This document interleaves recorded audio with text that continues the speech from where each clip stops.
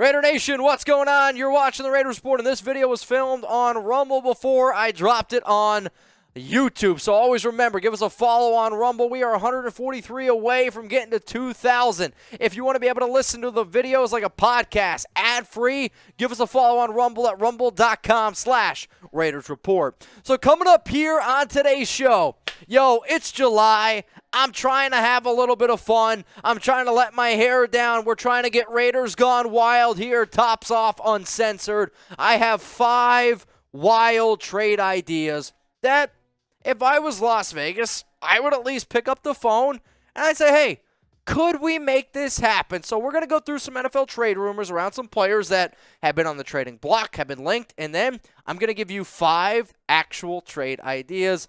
Let's go to the first one. We got Robert Quinn, defensive end here for the Chicago Bears, and let's face it, this guy has been on the trade block for a very long time this offseason, and it's because the new regime in Chicago, they value draft picks, and not that they don't value Quinn, he's a hell of a player. They're like, I don't know if we want to pay this guy. I'm not sure if we want to give him extra money when we could just get maybe some brand new picks in there. I'll say this, if the Raiders make a deal for Robert Quinn, you're going to have to pay him. And I think you're going to have to pay him pretty handsomely, especially because of the season that he just had. 18.5 sacks last season. He had like 17 tackles for loss. And on top of that, remember, and I know I say this a lot, but Champ Kelly, he was previously with Chicago, came over here to the Raiders. He's the guy right below Dave Ziegler in terms of, that is ultimate phrasing, right underneath Dave Ziegler for the GM spot. And I get it. He's getting up there in age, 32, 33 years old. But he could help the Raiders out, especially in this division. So here's the trade that I went with here. The Raiders, they get Robert Quinn.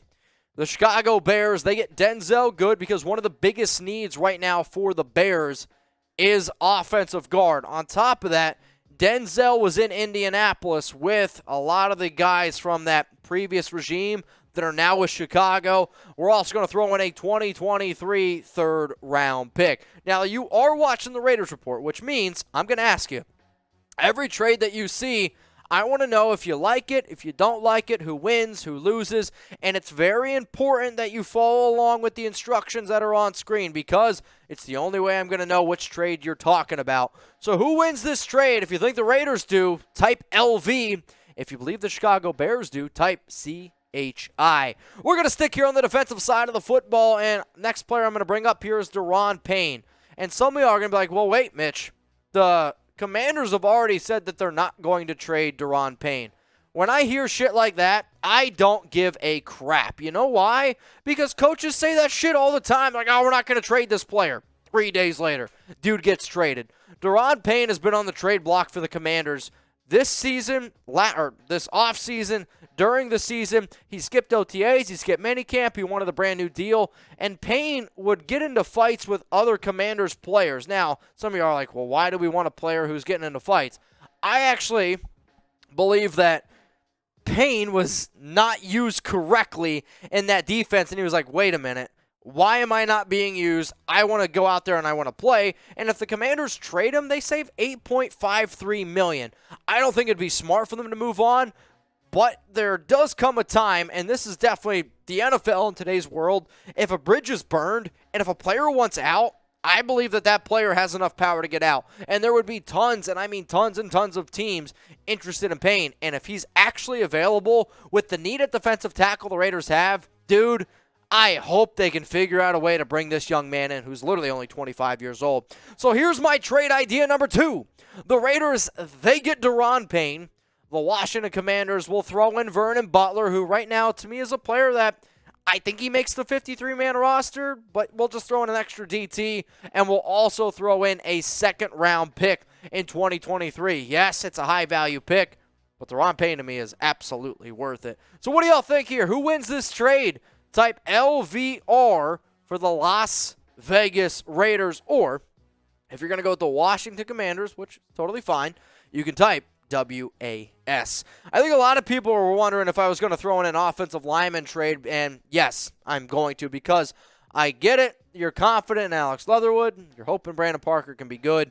but I still view right tackle as being the biggest need here for the Raiders. And Mekhi Becton is a project. But you know what? If I'm going to put my faith in Carmen Bracillo to be able to build Brandon Parker and to be able to build Alex Leatherwood, why would I not put that exact same confidence in Carmen to be able to build a player like Mekhi Becton? Because Becton, to me, when he was drafted number 11 overall in 2020 out of Louisville, I was like, this kid has all the tools to be one of the best offensive linemen in all of football. I will say, he's had some weight issues, which has definitely led to a knee injury. But right now for New York, he started out as a left tackle. He's listed now as a right tackle. And realistically, the Jets could move on from him, and they would be okay. They have the depth at the offensive tackle positions. This guy is 6'7", 300, and I know it says 63. Reports are he's a little bit closer to 370, 375. You know what Mekhi Becton reminds me of? Trent Brown. He reminds me of Trent Brown and just a massive human being that got lazy, but when you know that he's active, when he's actually putting in the work, he can be special. So why not go out and get the guy and Mekhi Becton and pair him with Carmen Bracillo, who did his best with Trent Brown? I know, it's a ballsy move, but guess what? I'm not afraid to get ballsy. So here's my third trade idea. The Raiders, they get Mekhi Becton. They move on from Malcolm Kuntz. One of the needs right now for New York is they're still looking for edge/outside linebackers. Kuntz is an athletic player. I think Douglas, who's the GM over there for the Jets, would like him. You also throw in a third-round pick and then a fifth-round pick. If you don't want to include Malcolm Kuntz, I think it's a second and a fourth overall value. What do you think, though? Who wins this deal? If you think that the Raiders win it, I want you to type out the city, Las Vegas. That way I know what you're talking about. If you think the Jets win this deal, all caps, type New York down below. The next player is a guy that y'all know very, very close. It's Nelson Agholor, wide receiver of the New England Patriots. The Patriots this offseason traded for Devontae Parker. They also gave Jacoby Myers a brand new deal. And let's face it, Agholor last season didn't live up to big-time expectations after getting that big contract. And I'm not really surprised. Why? New England's never done a very good job with wide receivers. And the offense, I don't think it was built for Nelson. Mac Jones was a quarterback that wants to work the middle of the field.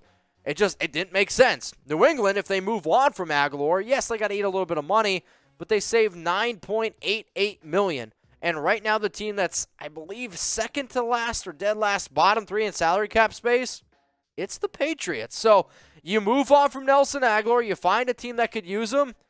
I know the Raiders are pretty set at wide receiver, but there's a part of me that wonders, imagine an offense, Devontae Adams, Hunter Renfrow, Darren Waller, and you add Nelson Agholor to that mix. I mean, somebody who's had his best year with Derek Carr, and somebody who was able to stretch the field. Like, I get it. Everywhere Nelson has gone, it has not been good.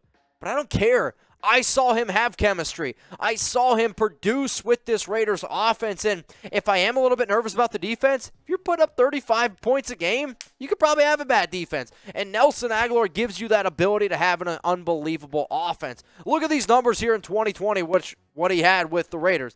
48 catches, 896 yards. He averaged 18.6 yards per catch and 8 touchdowns. And I know I've said this before on the show, but this guy had a touchdown called back on a phantom hold call by Foster Moreau.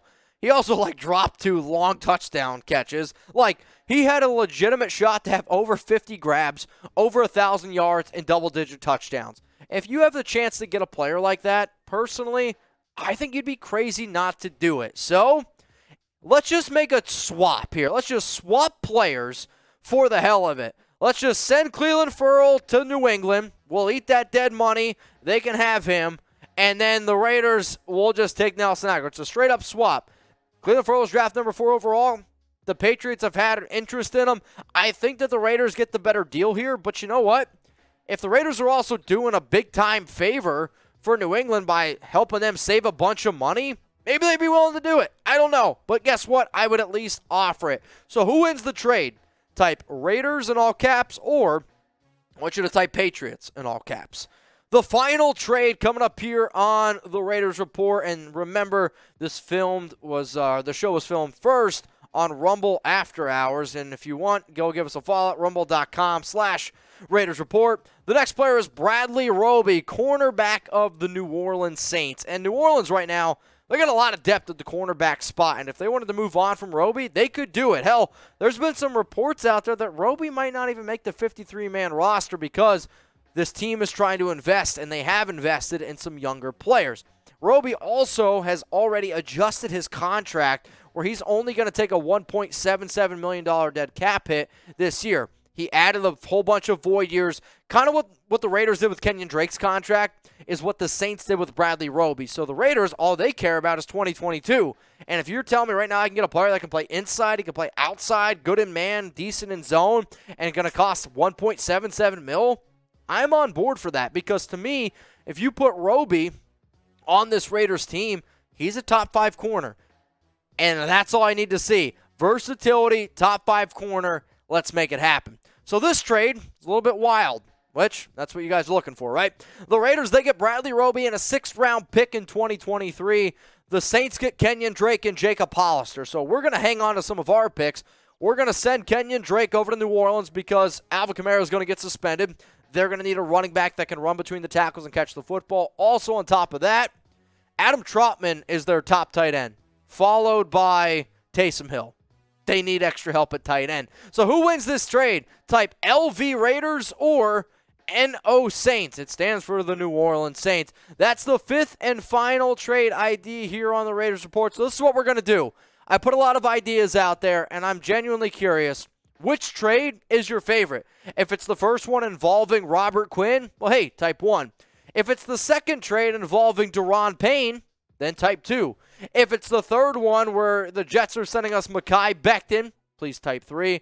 If you like the idea of sending away Clelin Ferrell to New England and the Raiders getting Nelson Agholor, type 4. If it's the final trade with the Saints where we trade away Drake and Hollister to get Bradley Roby and a 6th-round pick, well then please type 5. I appreciate everyone who made it this far. I know this video was wild. It was crazy. It's a little bit different, but guess what? I love making shows like this because being a content creator, yes, you're going to talk about news, which I do. You're going to talk about rumors, breaking news, watch parties, all that good stuff. But videos like this let me be creative, and that's what I love about Rumble. They let me be creative. So if you liked it, let me know. 1, 2, 3, 4, 5. And if you want to see more videos like this, then please give us a follow on Rumble at rumble.com/Raiders Report.